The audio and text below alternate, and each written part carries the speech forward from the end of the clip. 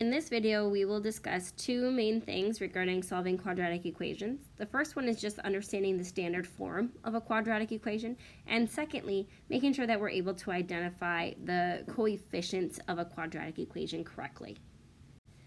Now, when you look at the quadratic equation, it reads ax squared plus bx plus c equals 0.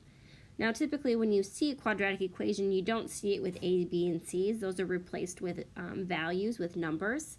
We call them coefficients. The a is always the value that goes with the x squared. They're always multiplied together. The b is always multiplied with x. Those two always stay together. And the c value is always one that's by itself.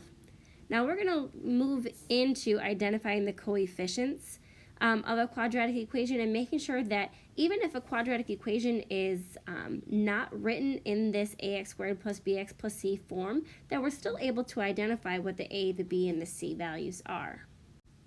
So let's take a look at this first example. Now, this example is written in the standard form ax squared plus bx plus c. So we're going to go ahead and just simply identify the a, b, and c value. When you do this, I want you to practice writing a, b, and c right below your quadratic equation so that way you can properly place the correct values.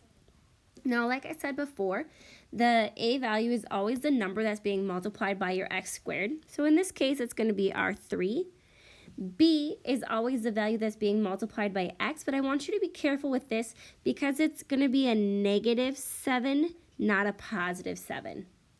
And then our c value is all the number that's by itself, and we're going to say that that is 2. Let's take a look at this next example. This quadratic is also written in standard form, but the values are mixed up a little bit. So it might make it a little bit more challenging in identifying the a, the b, and the c value. So again, let's always start by writing down our a, our b, and our c. But then we got to remember, when we're looking at the standard form and how it should be written, the a value is always the number that's multiplied by x squared. So let's go ahead and look in this blue equation for the x squared. And we're going to see that the number that's being multiplied by it is a -2.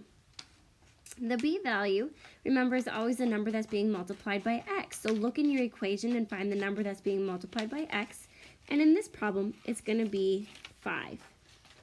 And then lastly, our c value is always the number that's just by itself, and that's going to be 6. All right, let's take a look at our third and final example. Now, the one thing you always want to remember is that all quadratic equations must be set equal to 0. And as I look at this green equation, I see that it's set equal to -x squared. So the simplest solution is just to simply add an x squared to both sides. And notice that there's no like term, so we're just going to write x squared plus 4x minus 7, and now it's equal to 0. Now we can simply write it as a, b, and c. Now let's look at for our x squareds. The number that's in front of our x squared, well, there's no number written there. But you got to remember that the coefficient, the number, is actually that invisible 1. The b value is the number that's being multiplied by x. So in this case, it's going to be 4.